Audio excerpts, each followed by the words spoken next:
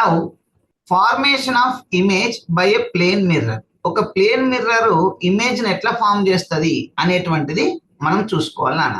C for example, ఇలా మనం ఒక ప్లేన్ మిర్రర్ ముందు నిలబడ్డామంటే మన యొక్క సేమ్ ఫిగర్ మిర్రర్ లో కనపడుతుంది. మన యొక్క సేమ్ ఫిగర్ మిర్రర్ లో కనపడుతుంది. ఆ ఫిగర్ ను మనం ఏమంటాం నాన్న అంటే ఇమేజ్ అంటాం. ఇప్పుడు ఇక్కడ ఒక పర్సన్ నిలబడ్డాడు మిర్రర్ ముందు, ఆ మిర్రర్ లోపల ఆయన యొక్క ఇమేజ్ కనపడుతుంది.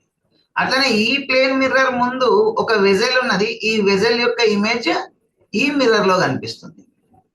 ఇక్కడ మీరు అబ్జర్వ్ చేసిండ్రా, this person has raised his left hand. ఈ పర్సన్ ఆయన యొక్క లెఫ్ట్ హ్యాండ్ రేజ్ చేసిండు, కానీ మిర్రర్ లో ఏ హ్యాండ్ రేజ్ అయింది? రైట్ హ్యాండ్ రేజ్ అయింది. అంటే అర్థం ఏంటిది? మనము మిర్రర్ అనేటువంటిది ఒక ఇమేజ్ ను ఫామ్ చేస్తున్నప్పుడు లెఫ్ట్ సైడ్ రైట్ సైడ్ గా, రైట్ సైడ్ లెఫ్ట్ సైడ్ గా కనిపిస్తుంది అనేటువంటిది ఒక ఐడియాకి వస్తాం. ఇవన్నిటిని మనము డయాగ్రామికల్ గా ఎలా చూసుకుంటాం, రే డయాగ్రామ్స్ తోటి ఎలా మనం అర్థం చేసుకుంటాం అనేటువంటి చూడాలి. ఇప్పుడు ఇక్కడ మీరు మిర్రర్ ను గమనిస్తే ఈ వెజల్ ఈ మిర్రర్ నుంచి కొంత దూరం ఉన్నది. ఈ మిర్రర్ లోపల ఇమేజ్ కూడా అంతే దూరంలో ఉన్నట్టు కనపడతాను చూడండి. సో దట్ మీన్స్ ఈ వెజల్ ముందు, మిర్రర్ కు ముందున్నటువంటి వెజల్ ఏదైతే ఉందో దాన్ని ఆబ్జెక్ట్ అంటాం. ఇక్కడ కూడా ఈ పర్సన్ ఆబ్జెక్ట్, ఈ మిర్రర్ కు, ఈ మిర్రర్ కు ఈ వెజల్ ఆబ్జెక్ట్, ఈ లోపల ఉన్నటువంటి వెజల్ ఏమో ఇమేజ్. ఇప్పుడు ఈ మిర్రర్ నుంచి ఆబ్జెక్ట్ ఎంత దూరంలో ఉంటుందో ఈ మిర్రర్ నుంచి వెజల్ కూడా, ఐ మీన్ ఇమేజ్ కూడా అంతే దూరంలో ఉంటది. ఇక్కడ రెండు విషయాలను అర్థం చేసుకోవాలి. ఏంటిది ఆ రెండు విషయాలంటే, ఒకటి object distance, image distance same ఉంటుందని, అట్లనే ఆబ్జెక్ట్ లెఫ్ట్ సైడ్ ఇమేజ్ లో రైట్ సైడ్ గా కనపడుతుంది అనేటువంటిది. వీటిని ఏమంటాం, దాని అర్థం ఏంటిది అనేటువంటిది మనం చూద్దాం. ఓకే, ఇప్పుడు image formation by a plane mirror point object ఉన్నప్పుడు ఎట్లా? ఇగో ఇది పాయింట్ ఆబ్జెక్ట్. ఓకే, దీన్ని మనం ఆబ్జెక్ట్ అంటాం నాన్న, ఓ అనేటువంటి లెటర్ తోటి చూపిస్తాం. ఇప్పుడు దీని ఇమేజ్ ఇక్కడ కనపడుతుంది. ఇక్కడ ఎట్లా కనపడుతుంది దీని ఇమేజ్ అనేటువంటిది మనం అర్థం చేసుకునే ప్రయత్నం చేద్దాం. ఇప్పుడు ఎట్లయినా గుర్తుపెట్టుకోండి, ఎప్పుడైనా కూడా రిఫ్లెక్షన్ అయినా రిఫ్రాక్షన్ అయినా నువ్వు రే డయాగ్రామ్స్ తీసేటప్పుడు ఇమేజ్ ను ఎట్లా ఐడెంటిఫై చేస్తామంటే, ఏవైనా ఒక రెండు రేస్ ఇంటర్సెక్ట్ అయ్యేటువంటి పాయింట్ దగ్గర ఇమేజ్ ను మనం ఐడెంటిఫై చేస్తాం. ఏవైనా ఒక రెండు రేస్ ఇంటర్సెక్ట్ కావాలంటే ఫస్ట్ ఆఫ్ ఆల్ ఈ ఆబ్జెక్ట్ నుంచి రావాలి ఆ రేసు. ఓకే, సో ఒక రే ఈ విధంగా వచ్చింది అనుకుందాం. ఈ ఆబ్జెక్ట్ నుండి ఒక లైట్ రే వచ్చేసి ఈ మిర్రర్ పైన ఇక్కడ ఇన్సిడెంట్ అయింది. When this light ray incidents on this mirror, it should follow the laws of reflection. ఎప్పుడైతే ఇది ఇన్సిడెంట్ అవుతుందో ఇది లాస్ ఆఫ్ రిఫ్లెక్షన్ మనం ఫాలో కావాలని చెప్తాం. మరి ఈ light ray laws of reflection follow కావాలంటే ఇది ఏం కావాలి? రిఫ్లెక్ట్ కావాలి. ఎట్లా రిఫ్లెక్ట్ అవుతుంది? ఇగో సంహవ్ ఇట్లా రిఫ్లెక్ట్ అవుతుంది. మరి ఇట్లా రిఫ్లెక్ట్ అయ్యేటువంటి దారిని నువ్వు ఐడెంటిఫై చేయాలంటే ఏం చేయాలి? నువ్వు ఏముండాలో చెప్పండి. This is the incident ray. అర్థమైంది కదా నాన్న? This point is the point of incidence. ఇప్పుడు నువ్వు reflection ray or reflected ray గీయాలంటే నీకు ఏమి తెలవాలి? First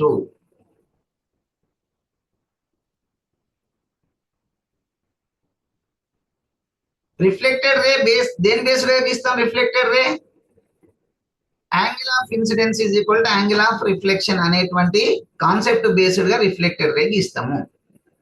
angle of incidence is equal to angle of reflection అనేది నీకు తెలవాలంటే ఫస్ట్ యాంగిల్ ఆఫ్ ఇన్సిడెన్స్ ఏంటో తెలవాలి. యాంగిల్ ఆఫ్ ఇన్సిడెన్స్ అంటే ఏంటిది? నార్మల్ కును ఇన్సిడెంట్ రేకు మధ్యలో ఉన్న దూరం. నార్మల్ ఉన్నదా ఇక్కడ? లేదు సార్. దాన్ని మనం డ్రా చేయాలి. ఇప్పుడు అంటే ఈ పాయింట్ ఆఫ్ ఇన్సిడెన్స్ దగ్గర ఈ మిర్రర్ కు 90 degrees లో ఇట్లా నార్మల్ గీయాలి. 90 degrees తోటి ఒక నార్మల్ గీయాలి. ఎలా అంటే అలా, దట్ ఈస్ ద నార్మల్. ఇప్పుడు మనం we can measure the angle between incident ray and this normal. ఇది ఇన్సిడెంట్ రే, ఇది నార్మల్ కాబట్టి రెండింటి మధ్య యాంగిల్ మెజర్ చేయొచ్చు. అంతే యాంగిల్ తోటి మనం ఇటు రిఫ్లెక్టెడ్ రే గీయాలి. So that is the reflected రే. ఈ పాయింట్ నుంచి వచ్చినటువంటి ఇన్సిడెంట్ రే ఇలా రిఫ్లెక్ట్ అయింది. అలాగే ఎన్ని రేస్ ఇంటర్సెక్ట్ కావాలన్నా ఇమేజ్ కోసం 2 రేస్ ఇంటర్సెక్ట్ కావాలి. కాబట్టి ఈ పాయింట్ నుంచి ఇంకొక రే కూడా తీసుకోవాలి. ఇంకొక రే దిస్ వన్. ఇక్కడ కూడా నార్మల్ గీయాలి, గీస్తాం, మళ్ళీ రిఫ్లెక్టెడ్ రే గీస్తాం. సో ఇప్పుడు ఈ రిఫ్లెక్టెడ్ రేన్ ఏమో ఇటు వెళ్ళిపోయింది, ఈ రిఫ్లెక్టెడ్ రేన్ ఏమో ఇటు వెళ్ళిపోయింది. ఈ రెండు కలిసే అవకాశం ఉన్నదా నాన్న? పోకుండా కలుస్తాయి ఈ రెండు? కలవవు. ఇవేమైతే దూరంగా వెళ్ళిపోతాయి కదా. దూరంగా వెళ్ళిపోయేటువంటి రేస్ ని మనం ఏం రేస్ అన్నాం? Divergent rays. ఈ రెండు డైవర్జెంట్ రేస్. మరి ఎక్కడి నుంచి డైవర్జ్ అవుతాయి అంటే సంహౌ ఇక్కడ ఏదో పాయింట్ ఉంటుంది, ఆ పాయింట్ నుంచి డైవర్జ్ అవుతాయి. ఆ పాయింట్ ఏదో చూడాలంటే ఏం చేయాలనంటే ఈ రిఫ్లెక్టెడ్ రే ఎట్లా ఏదైతే ఉందో దాన్ని అట్లనే వెనుకకు ఎక్స్టెండ్ చేయాలి. అట్లనే ఈ రిఫ్లెక్టెడ్ రే ఏదైతే ఉందో దాన్ని కూడా అట్లనే వెనుకకు ఎక్స్టెండ్ చేయాలి. అలా చేసినప్పుడు ఏమైతాయి? ఈ రెండు ఎక్స్టెన్షన్స్ ఆ పాయింట్ దగ్గర కలుస్తాయి. So this particular point is the point of intersection of these two reflected race.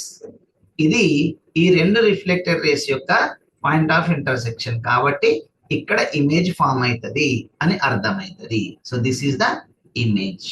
అది ఆబ్జెక్ట్ అయితే ఐ ఈస్ ద ఇమేజ్. ఓకేనా బేట? ఇది ఒక పాయింట్ ఆబ్జెక్ట్ యొక్క ఇమేజ్ ను ఎలా ఫామ్ చేస్తుంది ప్లేన్ మిర్రర్ అని అర్థం చేసుకునేటువంటి విషయము. ఓకే. సో ఇప్పుడు మీరు అబ్జర్వ్ చేస్తే ఈ point O that is the object ఎంత దూరంలో ఉన్నదో మిర్రర్ నుంచి ఇమేజ్ కూడా అంతే దూరంలో ఉంటది. So this is the object distance అంటాం, this is the image distance అంటాం. అర్థమైందా నాన్న? సో ఇమేజ్ ఫార్మేషన్ జరిగినప్పుడు ప్లేన్ మిర్రర్ తోటి ఆబ్జెక్ట్ ఎంత డిస్టెన్స్ లో ఉంటే ఇమేజ్ అంతే డిస్టెన్స్ లో ఫామ్ అవుతుంది. ఓకే. ఇప్పుడు ఒక క్వశ్చన్ అడుగుతున్నా. నేను ఇప్పుడు ఈ ఓ అనేటువంటి పాయింట్ ను ఈ మిర్రర్ నుంచి 15 సెంటీమీటర్స్ డిస్టెన్స్ లో పెడితే ఇమేజ్ ఎంత దూరంలో ఏర్పడుతుందా? 10 సెంటీమీటర్స్. ఇప్పుడు ఇంకొక క్వశ్చన్ అడుగుతానా. What is the distance between object and image? 30 centimetre. Yes, exactly. ఈ నుంచి ఇడికి 15, ఈ నుంచి ఇడికి 15 అన్నప్పుడు ఇదంతా ఏమవుతుంది? 30 సెంటీమీటర్. సో ఇది ఒక పాయింట్ ఆబ్జెక్ట్ యొక్క ఇమేజ్ ప్లేన్ మిర్రర్ వల్ల ఎట్లా ఫామ్ అవుతుంది అని అర్థం చేసుకునేటువంటి విషయం. ఇందులో భాగంగానే ఇంటర్నల్ గా మనకి ఏం అర్థమవుతుంది? Object distance image distance same ఉన్నదని అర్థమవుతుంది. మరి దీన్ని డ్రా చేసుడు ఎట్లా? దీన్ని డ్రా చేసే లాజిక్ ఏంటిదంటే మిర్రర్ డ్రా చేసినాక ఈ ఓ అనేటువంటి పాయింట్ ను ఈ మిర్రర్ నుంచి ఎంత దూరంలో పెడతానో ముందే ఐ అనే పాయింట్ ను పెట్టి పడేయాలి. అప్పుడు నీకేమైతుంది? ఇక కరెక్ట్ డిస్టెన్స్లలో నువ్వు ఆల్రెడీ పెట్టినావు కాబట్టి ఇవి డ్రా చేయడం సింపుల్ అయిపోతుంది.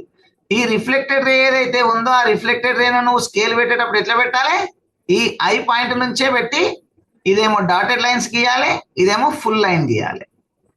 అట్లనే దీనికి కూడా నార్మల్ అనేటువంటిది ఆటోమేటిక్ గా గీసేస్తాం. అలా మనం లాజిక్ తోటి ఈ బొమ్మ గీస్తే యాక్యురేట్ వస్తుంది. ఓకే. లేకపోతే ఇక్కడ ఇన్స్టెంట్ రే గీసినాక ఇక్కడ ప్రొట్రాక్టర్ పెట్టి 90 డిగ్రీస్ గీయాలి, ఈ యాంగిల్ మెజర్ చేయాలి, మళ్ళీ ఇటు యాంగిల్ మెజర్ చేసి ఇడో పాయింట్ పెట్టి ఈ లైన్ గీసి మళ్ళీ దీన్ని ఎక్స్టెన్షన్ చేసి it is a time taking process. నీకు లాజిక్ అర్థమవుతుంది కాబట్టి ఈ పాయింట్ ను ముందే పెట్టేసేయాలి. ఎంత దూరంలో ఆబ్జెక్ట్ తీసుకున్నావో అంత దూరంలో ముందే పెట్టేసి డ్రా చేసేసేయాలి. ఇక్కడ మనకి ఏం అర్థమవుతుంది బేట? Object distance is equals to image distance అని అర్థమవుతుంది. ఇప్పటి వరకు మనం ఒక పాయింట్ ఆబ్జెక్ట్ కి సంబంధించిన ఇమేజ్ ఫార్మేషన్ గురించి చెప్పుకున్నాం. ఇప్పుడు ఒక లాంగ్ ఆబ్జెక్ట్ ఉంటే ఎట్లా? మిర్రర్ ముందు ఒక లాంగ్ ఆబ్జెక్ట్ ఉంటే ఎలా? So this is the mirror, this is the long object. ఒక పొడవైనటువంటి ఆబ్జెక్ట్ ఉంటే దీని ఇమేజ్ ఎట్లా ఫామ్ అవుతుందో మనం చూడాలి. Okay. O dash are the end points of this long object అనుకుందాం. సో ఇది ఓ అనే పాయింట్, ఇది ఓ డాష్ అనేటువంటి పాయింట్. ఇప్పుడు ఈ ఆబ్జెక్ట్ యొక్క ఇమేజ్ ఈ మిర్రర్ లోపల ఎలా ఫామ్ అవుతుంది అనేది చూడాలి. ఓకే. దానికి నేను ఇంతకు ముందు చెప్పుకున్నటువంటి పాయింట్ ఆబ్జెక్ట్ లాజిక్ నే మైండ్ లో పెట్టుకుంటా. ఇప్పుడు నేను ఏం చేస్తున్నానా అంటే ఇక్కడ ఒక పాయింట్ తీసుకుంటా, ఓ దగ్గర, ఓ డాష్ దగ్గర ఇంకొక పాయింట్ తీసుకుంటా. ఈ పాయింట్ యొక్క ఇమేజ్ ఎక్కడ ఫామ్ అవుతుందో ఇటు చూసుకుంటా, ఈ పాయింట్ యొక్క ఇమేజ్ ఎక్కడ ఫామ్ అవుతుందో చూసుకుంటా. చూసుకొని ఆ రెండు పాయింట్లను కలిపితే ఈ లాంగ్ ఆబ్జెక్ట్ యొక్క ఇమేజ్ ఆటోమేటిక్ గా వచ్చేస్తుంది. చూద్దాం. ఆ పాయింట్ ఓ నుండి ఒక ఇన్సిడెంట్ రే తీసుకున్నాం, అక్కడ నార్మల్ గీస్తాం, మళ్ళీ దానికి అనుగుణంగా రిఫ్లెక్టెడ్ రే గీస్తాం. అలాగే ఇప్పుడు ఈ పాయింట్ యొక్క ఇమేజ్ ఇక్కడ రావాలంటే ఇక్కడ నుంచి రెండు రేస్ రావాలి. ఒక రే వచ్చింది రిఫ్లెక్ట్ అయింది, ఇంకొక రే వచ్చింది అక్కడ నార్మల్ గీసినాం, అది రిఫ్లెక్ట్ అయింది. ఇప్పుడు ఈ రెండు రేస్ ఇలా రిఫ్లెక్ట్ అయిపోయినాయి. సో ఆ రెండు రేస్ రిఫ్లెక్ట్ అయిపోయి అవి డైవర్జ్ అయినాయి కాబట్టి ఎక్కడి నుంచి డైవర్జ్ అయినాయి అనేటువంటి చూసుకుంటే ఈ పాయింట్ నుంచి డైవర్జ్ అయినాయి. అప్పుడు ఓ అనేటువంటి పాయింట్ యొక్క ఇమేజ్ ఎక్కడ ఫామ్ అవుతుంది అంటే ఐ దగ్గర ఫామ్ అవుతుంది. ఈ ఓ అనే పాయింట్ ఎవరు? మనం తీసుకున్నటువంటి లాంగ్ ఆబ్జెక్ట్ యొక్క ఒక పాయింట్. సో దాని ఇమేజ్ ఇక్కడ ఫామ్ అయింది. అట్లనే సిమిలర్ గా ఓ డాష్ యొక్క ఇమేజ్ కూడా ఎట్లా ఫామ్ అవుతుందో మనం చూసుకుందాం. ఇప్పుడు ఈ ఓ డాష్ నుంచి ఒక లైట్ రే ఈ విధంగా వచ్చింది, అక్కడ నార్మల్ గీసినాం, రిఫ్లెక్ట్ అయింది. ఇంకొక లైట్ రే ఈ విధంగా వచ్చింది, అక్కడ నార్మల్ గీసినాం, రిఫ్లెక్ట్ అయింది. ఓకే, ఇప్పుడు ఈ రెండు కూడా డైవర్జ్ అవుతాయి కాబట్టి ఆ రెండింటిని వెనకకి ఇదే విధంగా ఎక్స్టెన్షన్ చేసుకుంటే ఆ రెండు ఈ పాయింట్ దగ్గర కలుస్తుంది. ఇది ఎవరి ఇమేజ్? ఓ డాష్ యొక్క ఇమేజ్. ఓ డాష్ యొక్క ఇమేజ్ ఏంటిది? ఐ డాష్ అవుతుంది. సో ఇప్పుడు ఓ యొక్క ఇమేజ్ ఐ అయింది, ఓ డాష్ యొక్క ఇమేజ్ ఐ డాష్ అయింది. ఇప్పుడు ఈ మధ్యలో ఉన్నటువంటి పాయింట్లన్నీ ఈ మధ్యలోనే వస్తాయి కదా ఇక. సో ఆ రెండు పాయింట్స్ నా విధంగా కలిపితే మనకు ఈ ఆబ్జెక్ట్ యొక్క ఏం ఫామ్ అయింది బేట? ఇమేజ్ ఫామ్ అయింది. చూడడానికి బొమ్మ కాంప్లికేటెడ్ గా కనిపిస్తుంది. మీరు ఆరెంజ్ కలర్ లైన్స్ ను సపరేట్ గా చూడండి, వైట్ కలర్ లైన్స్ ను సపరేట్ గా చూడండి. ఇప్పుడు ఆరెంజ్ కలర్ అంటే ఇక్కడ నుంచి రెండు రేస్ వచ్చినాయి, అవి రిఫ్లెక్ట్ అయినాయి, బ్యాక్ ఎక్స్టెన్షన్ చేసినాం. వైట్ కలర్ ఈ పాయింట్ నుంచి రెండు రేస్ వచ్చినాయి, రిఫ్లెక్ట్ అయినాయి, వాటిని బ్యాక్ ఎక్స్టెన్షన్ చేసినాం. Simple logic. ఓకేనా బేటా? So this is how we can draw the ray diagram for the image formation by a plane mirror for long object. Right. Now ఇప్పుడు లాటరల్ ఇన్వర్షన్ అంటే ఏంటో మనం చూసుకుందాం. ఇంతకుముందు ఏమన్నాము? ఆయన మిర్రర్ ముందు నిలబడ్డప్పుడు ఆయన లెఫ్ట్ హ్యాండ్ రేజ్ చేస్తే మిర్రర్ లో ఏ హ్యాండ్ రేజ్ అయింది? రైట్ హ్యాండ్ రేజ్ అయింది. సో ఆ మిర్రర్ లో రైట్ హ్యాండ్ రేజ్ కావడమే, అంటే లెఫ్ట్ హ్యాండ్ రైట్ హ్యాండ్ గా, రైట్ హ్యాండ్ లెఫ్ట్ హ్యాండ్ గా కనపడడాన్ని మనం ఏమంటున్నానంటే లాటరల్ ఇన్వర్షన్ అని అంటాం. ఏమంటాం నాన్న? Lateral inversion. ఓకే, సో ఈ లాటరల్ ఇన్వర్షన్ అర్థం చేసుకోవడం కోసం నేను ఇక్కడ ఒక ఎల్ షేప్ లో ఉన్న ఆబ్జెక్ట్ ని తీసుకున్నాను. ఇప్పుడు ఈ ఎల్ షేప్ లో ఉన్నటువంటి ఆబ్జెక్ట్ యొక్క ఇమేజ్ మిర్రర్ లో ఎక్కడ కనపడుతుందో చూద్దాం. ఓకే, సి, నేను ఇక్కడ ఒక పాయింట్ ని తీసుకున్నా ఓ అని. దానికి ఫర్ ఎగ్జాంపుల్ ఈ మిర్రర్ నుంచి ఎంత దూరంలో ఉన్నదో అంత దూరంలో ఇక్కడ దాని ఇమేజ్ ఫామ్ అవుతుంది, దట్ ఈస్ ఐ. అట్లా మనకు తెలుసు, ఎందుకంటే పాయింట్ ఆబ్జెక్ట్ కి ఇమేజ్ ఎట్లా ఫామ్ అవుతుందో తెలుసు కాబట్టి ఇది ఈ డిస్టెన్స్ ఈక్వల్ టు ఈ డిస్టెన్స్, అందులో మనం ఆ పాయింట్ పెట్టుకుంటాం. అట్లనే ఇక్కడ ఇంకొక పాయింట్ తీసుకున్నా, అది ఇక్కడ నుంచి ఇక్కడికి ఎంత డిస్టెన్స్ లో ఉంటుందో అంత డిస్టెన్స్ లోపల ఇమేజ్ ఫామ్ అవుతుంది. ఇది ఓ డాష్, దీన్ని ఇమేజ్ ఐ డాష్ అంటాం. ఓ డాష్ యొక్క ఇమేజ్ ఐ డాష్. ఇప్పుడు ఐని ఐ డాష్ ని కలిపితే ఆటోమేటిక్ గా ఓ డాష్ యొక్క లెంత్ వచ్చేస్తుంది ఈ విధంగా. ఇప్పుడు ఈ ఎండ్ లో ఒక పాయింట్ తీసుకుంటే that is O double dash, దీనికి ఇమేజ్ ఇక్కడ ఫామ్ అవుతుంది. ఇక్కడ నుంచి ఆబ్జెక్ట్ ఈ ఓ డబల్ డాష్ ఎంత దూరంలో ఉన్నదో అంత దూరం లోపల మనకు దాని యొక్క ఇమేజ్ ఫామ్ అవుతుంది, that is I double dash. ఇప్పుడు ఐ డాష్ ను ఐ డబల్ డాష్ ను కనుక గీస్తే ఏమవుతుంది అని అంటే ఈ లైన్ వచ్చింది. ఇప్పుడు మీరు అబ్జర్వ్ చేయండి, ఈ లైన్ లెఫ్ట్ సైడ్ ఉన్నది ఆబ్జెక్ట్ లా, ఇమేజ్ లోకి వచ్చేసరికి ఏ సైడ్ అయింది? రైట్ సైడ్ అయింది. అట్లనే ఈ హారిజాంటల్ లైన్ ఇట్లా రైట్ సైడ్ ఉన్నది, ఇక్కడికి వచ్చేసరికి ఏమైంది? లెఫ్ట్ సైడ్ అయింది. సో ఇలా లెఫ్ట్ రైట్ గా మారడం, రైట్ లెఫ్ట్ గా మారడమే lateral inversion. This is the phenomena called lateral inversion. అందుకే మనం ప్లేన్ మిర్రర్ ముందట నిలబడి రైట్ హ్యాండ్ రేజ్ చేస్తే మిర్రర్ లో లెఫ్ట్ హ్యాండ్ రేజ్ అవుతుంది. Okay, so left appears as right and vice versa. ఓకేనా నాన్న? What are the characteristics of the image formed by plane mirror? ఇప్పుడు ఈ మూడు సందర్భాలను బట్టి మనం ఇమేజ్ క్యారెక్టర్ ను ఎస్టిమేషన్ వేసే ప్రయత్నం చేద్దాం. ఫస్ట్ ఏంటిది? Image distance is equal to the object distance. Object ఎంత దూరంలో ఉంటుందో ఇమేజ్ కూడా అంతే దూరంలో ఉంటది.